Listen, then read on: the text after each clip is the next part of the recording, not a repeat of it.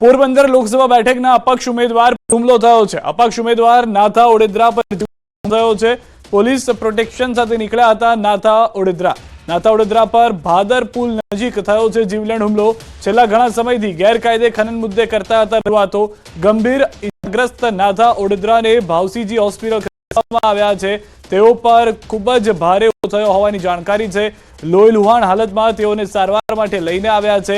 સૌથી વધારે મહત્વની વાત, તેઓ અનેક સમયથી એ વાત કહી રહ્યા હતા કે અહીંયા આગળ ગેરકાયદેસર ખનન થઈ રહ્યું છે, જેને રોકવામાં આવે, અને તે જ તેમની ચૂંટણી લડવાનો મહત્વનો મુદ્દો પણ હતો। તેઓએ સૌથી પહેલી એ વાત ઉઠાવી હતી કે હું આ ચૂંટણી તે માટે લડી રહ્યો છું કારણ કે અહીંયા આગળ અનેક ગેરકાયદેસર પ્રવૃત્તિઓ ચાલી રહી છે, જેને રોકવાથી તમામ લોકોનું ભલું થશે।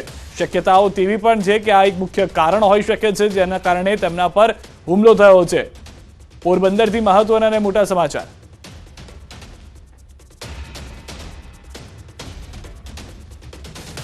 જૂનાગઢથી સમાચાર। એસસી સમાજના આગેવાન રાજુ સોલંકીના દીકરા સાથે મારામારી થઈ છે। ગોંડલના જયરાજસિંહ જાડેજાના દીકરા પર આરોપ છે।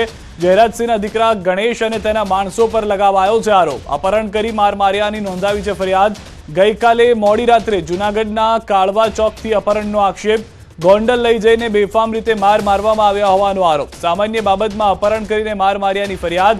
પોલીસે સમગ્ર મામલે વધુ કાર્યવાહી હાથ ધરી છે। તો ફરી એક વખત વર્ગ વિગ્રહ ન થાય તે માટેના પ્રયાસ પોલીસ તરફથી પણ કરવામાં આવી રહ્યા છે, કારણ કે જૂનાગઢના એસસી સમાજના આગેવાન છે રાજુ સોલંકી, જેઓના દીકરા સાથે મારામારી કરી છે। ગોંડલના જયરાજસિંહ જાડેજાના દીકરા પર તેના આરોપ લાગ્યા છે। જયરાજસિંહના દીકરા ગણેશ અને તેના માણસો પર આ આરોપ લગાવવામાં આવ્યા છે।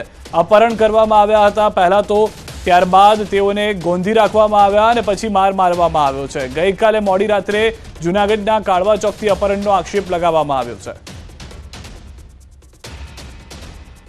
ગોંડલના ધારાસભ્ય ગીતાબાના દીકરા ગણેશ અને એના માણસો રાતે 3 વાગે મારા દીકરાનું અપહરણ કરી ગોંડલ લઈ ગયેલ અને ત્યાં મારી અને પાછો ભેસાણ ચોકડી મૂકી ગયેલા। તમે કેટલા લોકો સામે ફરિયાદ? અમે ટોટલ 10 જણા માટે એફઆઈઆર દાખલ કરેલ છે। ખેડાથી સમાચાર। અસામાજિક તત્વો સામે એક્શન લેવામાં આવી છે। પોલીસ પર હુમલાનો કર્યો હતો આરોપીના ઘરે પોલીસે લગાવી છે નોટિસ। મફા ભરવાડ સહિતના આરોપીઓને નોટિસ આપવામાં આવી છે। 2 દિવસમાં હાજર થવા પોલીસની નોટિસ। પોલીસે આરોપીઓની ગામમાં કરી છે શોધખોળ। આરોપીઓના પરિવારની પણ પૂછપરછ કરી હોવાની જાણકારી મળી રહી છે। પોલીસ પર હુમલો કરવામાં આવ્યો હતો, જેને લઈને પોલીસ એક્શન મોડમાં આવી। 2 દિવસમાં હાજર થવા પોલીસે નોટિસ ફટકારી છે। પોલીસે આરોપીઓની ગામમાં કરી છે શોધખોળ। આરોપીઓના પરિવારની પણ પૂછપરછ કરવામાં આવી હોવાની પ્રાથમિક જાણકારી મળી રહી છે। વધુ માહિતી ન્યૂઝ 18 સંવાદદાતા ઉમંગ પાસેથી મેળવીશું। ઉમંગ, સમગ્ર ઘટના શું ઘટી હતી ને પોલીસ હાલમાં કઈ દિશામાં તપાસ કરી રહી છે? ચોક્કસથી વાત કરવામાં આવે તો માતર તાલુકાના લીંબાસી પોલીસ મથક વિસ્તારની અંદર ફરિયાદથી લીંબાસી વચ્ચે જે ડાયવર્ઝન આપવામાં આવ્યું છે, તે ડાયવર્ઝન પર આ વિસ્તારમાં લુખ્ખાગીરી કરતા અસામાજિક તત્વો મફા ભરવાડ નામના વ્યક્તિ દ્વારા પોલીસ સાથે માથાકૂટ થઈ। ત્યારબાદ તેને પોલીસ પર ગાડી ચડાવવાનો હુમલો કરી ફરાર થયો હતો। પોલીસે તેની ધરપકડ પણ કરી હતી એના ગામ પાસે, પરંતુ અન્ય શખ્સોને બોલાવી પોલીસ પર લાકડીથી હુમલો કરી તે ભાગી છૂટ્યો હતો। સમગ્ર મામલે પોલીસ દ્વારા અત્યાર સુધીમાં 2 જેટલા ગુના દાખલ કરવામાં આવ્યા હતા અને આરોપીની શોધખોળ હાથ ધરવામાં હતી, પરંતુ આરોપીની આજે પોલીસ દ્વારા તેના ઘરે શોધખોળ હાથ ધરવામાં આવી। આરોપી ઘરે ન મળતા તેના ઘરે નોટિસ ચોંટાડી તેને 2 દિવસમાં હાજર થવા માટે નોટિસ પાઠવવામાં આવી છે। તેમજ જો 2 દિવસમાં હાજર નહીં થાય તો વધુ કાર્ય હાથ ધરવા માટે પોલીસે અત્યારે તેના પરિવાર સાથેને સૂચના આપી છે। આભાર સમગ્ર માહિતી બદલ। તો મફા ભરવાડ સહિતના આરોપીઓને નોટિસ આપવામાં આવી છે। 2 દિવસનો સમય, 24 કલાકથી વધુનો સમય આપવામાં આવ્યો છે।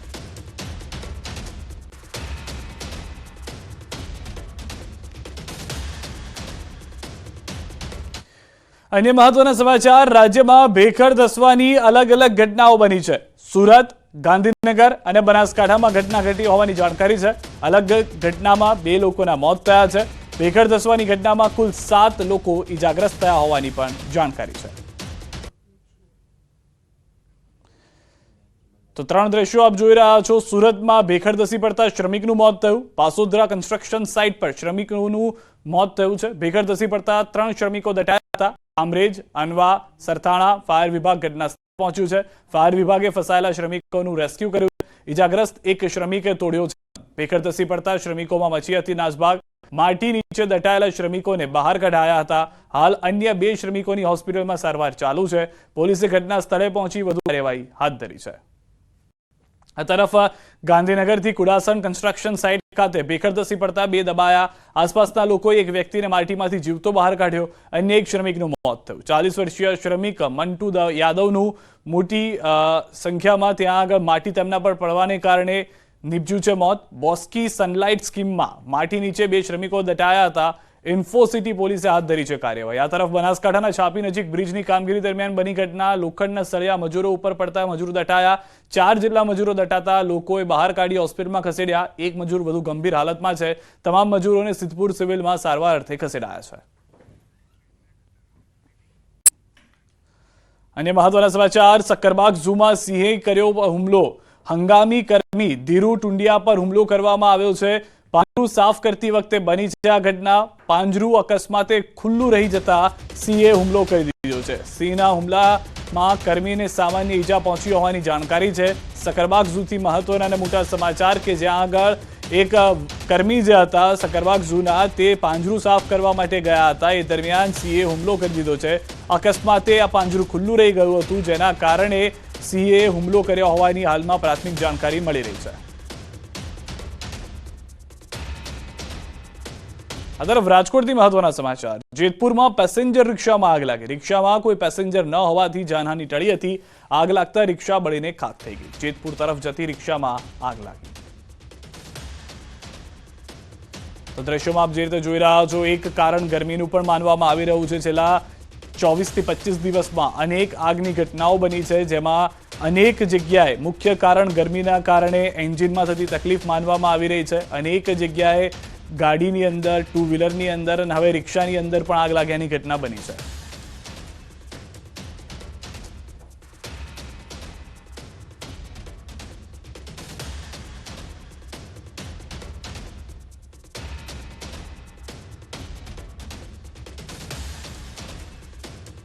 તો રાજકોટથી સમાચાર. ટીઆરપી ગેમ ઝોન અગ્નિકાંડનો મામલો. મહાનગરપાલિકાના અધિકારીઓ સામે નોંધાયો હતો ગુનો.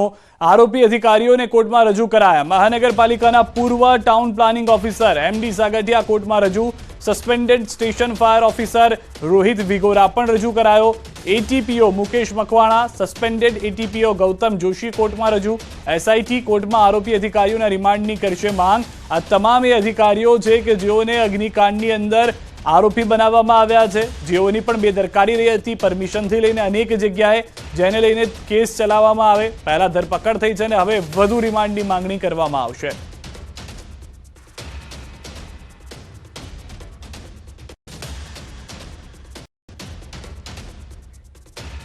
તો ફાયર ઓફિસર ને પણ હાલમાં જે જાણકારી છે તે પ્રમાણે વધુ રિમાન્ડ માટેની વાત કરવામાં આવી છે. ટીઆરપી ગેમ ઝોન અગ્નિકાંડમાં છેલ્લા 24 કલાકમાં અનેક અધિકારીઓની ધરપકડની અટકાયતની શરૂઆત કરવામાં આવી હતી. સૌથી વધારે મહત્વની વાત, આ તમામ લોકોએ શું સાઠગાંઠ કરી હતી, પૈસા લીધા હતા કે કેમ, આ પણ મહત્વના મુદ્દાઓ ચર્ચામાં રહ્યા છે. કારણ કે અનેક લોકોએ કહ્યું હતું કે એનઓસીથી લઈને એક કામ માટે પૈસા અધિકારીઓને આપવા પડે, જેના કારણે ગેરકાયદેસર પ્રવૃત્તિઓ ચાલતી હોય છે. હવે તે પ્રમાણેની પરિસ્થિતિ પણ જોવા મળી છે. તમામને કોર્ટમાં રજૂ કરવામાં આવશે અને વધુ રિમાન્ડની માંગણી કરવામાં આવશે.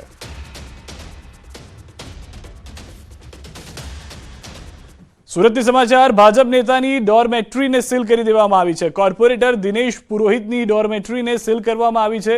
116 બેડની ડોરમેટ્રી સીલ કરાઈ છે. ફાયર એનઓસી કરવામાં આવી છે. અંડરગ્રાઉન્ડ ઊભી કરાઈ હતી. રાજકોટ અગ્નિકાંડ બાદ કાર્યવાહી કરવામાં આવી છે. અંડરગ્રાઉન્ડ ડોરમેટ્રીને કોણે આપી પરમિશન, તેવા સવાલો પણ ઉઠી રહ્યા છે. અઘટિત ઘટના બને તો જવાબદાર કોણ? કોના છત્રછાયામાં ચાલતી હતી ડોરમેટ્રી? તો સૌથી વધારે મહત્વની વાત એ છે કે અંડરગ્રાઉન્ડ હતી, ત્યાં આગળ 116 બેડની વ્યવસ્થા કરવામાં આવી હતી. કોણે પરમિશન આપી? સૌથી પહેલા તો આ આખું જે આયોજન થઈ ગયું પુરોહિત લખેલી લક્ઝુરિયસ ડોરમેટ્રીનું, તેમાં સૌથી મોટો સવાલ એ પણ હતો કે અઘટિત ઘટના બને તો તેના માટે જવાબદાર કોણ રહે? આ તો અગ્નિકાંડ થયો અને ત્યારબાદ એસએમસી જાગ્યું છે. કોની છત્રછાયામાં આ ચાલતું હતું તે પણ એક સવાલ ઉભો થઈ રહ્યો છે.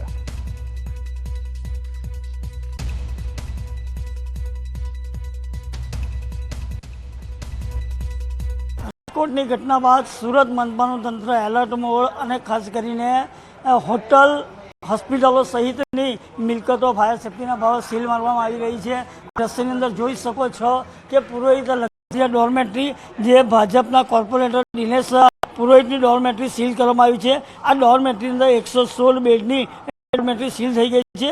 ફાયર એનઓસીઓ એને લઈને સીલ મારવામાં આવી છે. અંડરગ્રાઉન્ડની અંદર ઊભી કરવામાં આવેલી ડોરમેટરી અને આ અંડરગ્રાઉન્ડમાં ડોરમેટરી પરવાનગી આપી કોણે એ પણ એક પ્રશ્ન ઊભો થાય છે અધિકારીઓ સામે. અને ખાસ કરીને જ્યારે આ રાજકોટ જેવી ઘટના જો સુરતની અંદર બનતી હોય તો આ ડોરમેટરીની અંદરથી માણસો કઈ રીતે બહાર નીકળી શકે એ જ એક આ દ્રશ્યની અંદર સવાલ ઊભા થાય.